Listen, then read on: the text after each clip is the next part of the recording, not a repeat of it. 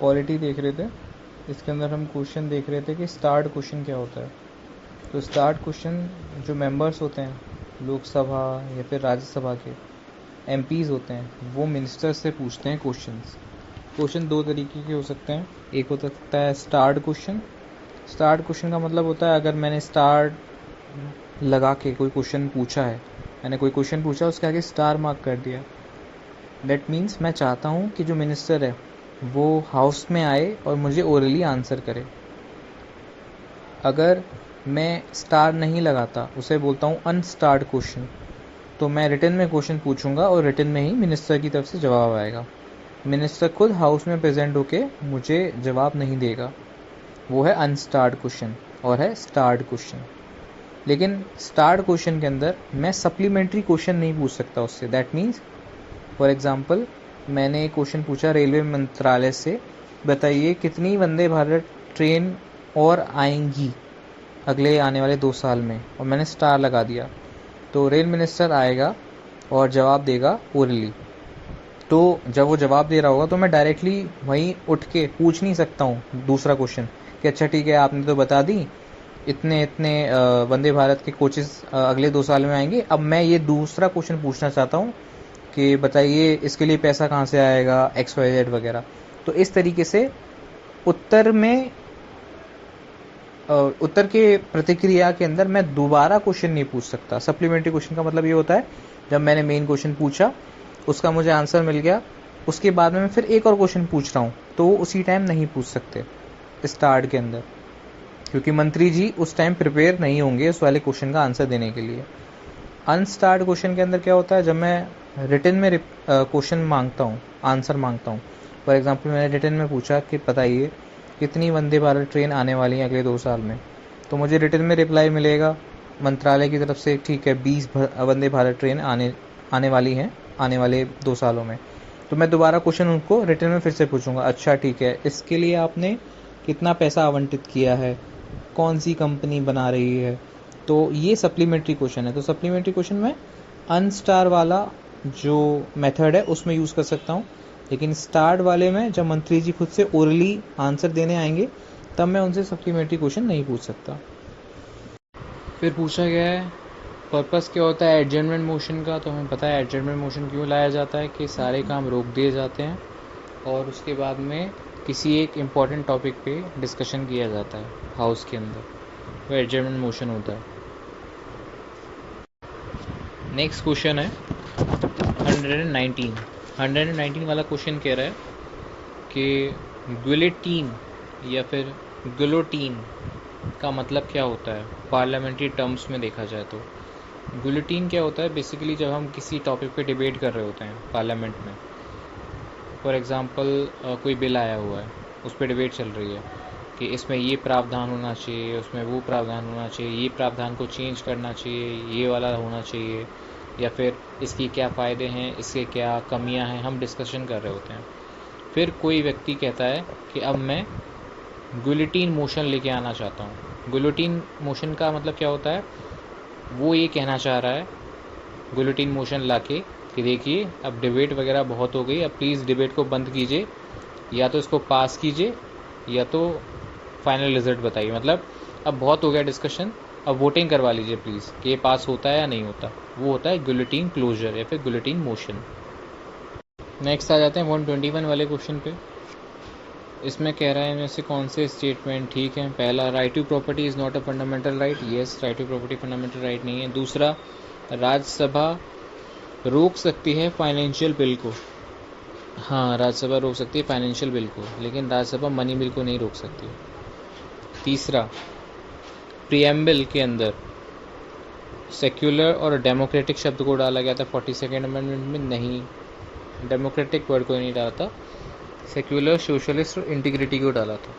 Fourth वाला, कोई भी डिस्प्यूट होता है पार्लियामेंट में तो वो स्पीकर ऑफ द लोकसभा उसको रिजॉल्व कर सकता है। नहीं, पार्लियामेंट 2 हिस्सों में है, राज्यसभा, लोकसभा।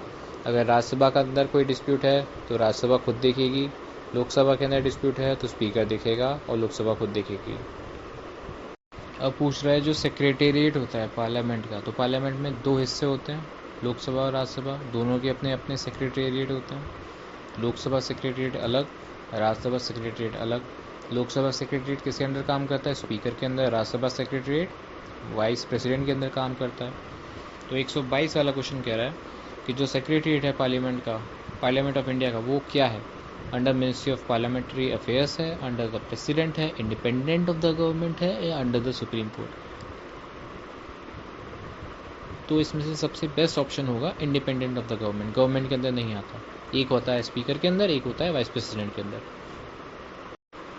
123 वाला क्वेश्चन कह रहा है sovereignty of Indian parliament. Indian parliament की सॉवरेनिटी कौन रोक देता है, कौन रेस्ट्रिक्ट करता है? मतलब इंडियन पार्लियामेंट सबसे सुप्रीम है, इंडियन पार्लियामेंट से ऊपर कोई भी नहीं है, ऐसा कौन नहीं होने देता?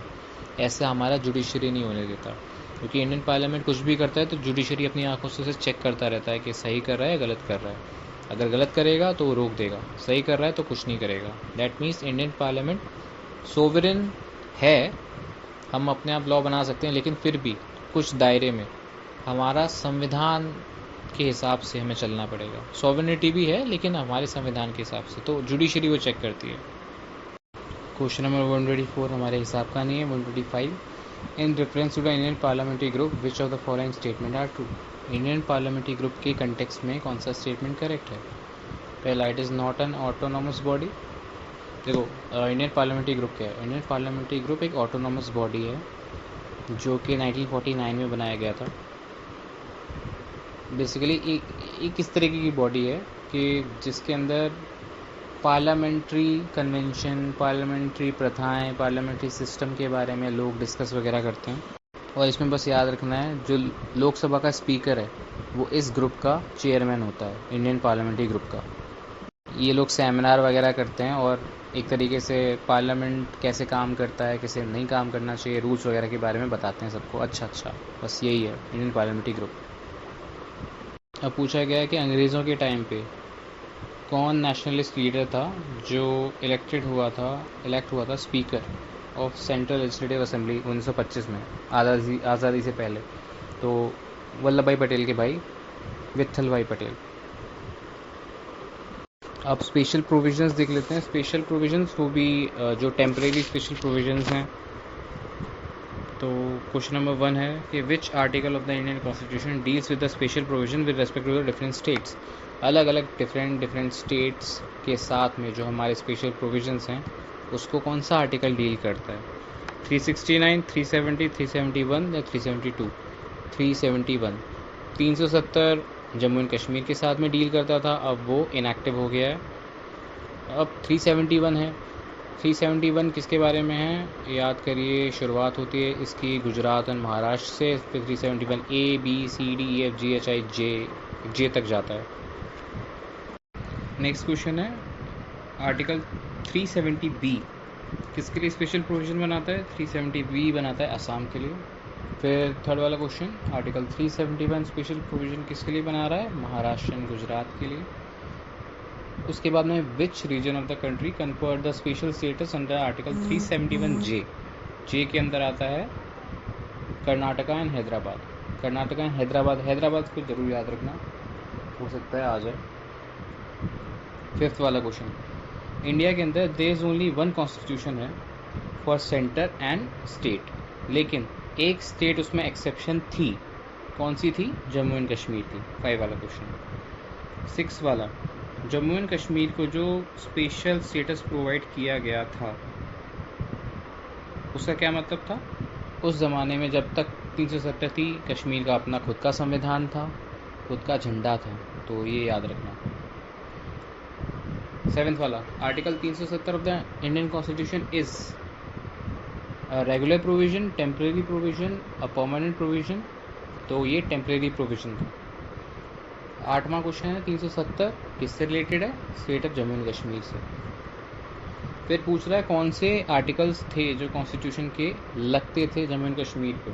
आर्टिकल 1 लगता था और आर्टिकल 370 लगता था। उसके अलावा कोई भी आर्टिकल लागू नहीं था जम्मू एंड कश्मीर में, अब सारे लागू हैं। अब अगर पूछा जा रहा है कि जो गवर्नर का नाम होता था जम्मू एंड कश्मीर में, उसे क्या बोलते थे? सदर ए रियासत बोलते थे 370 से पहले।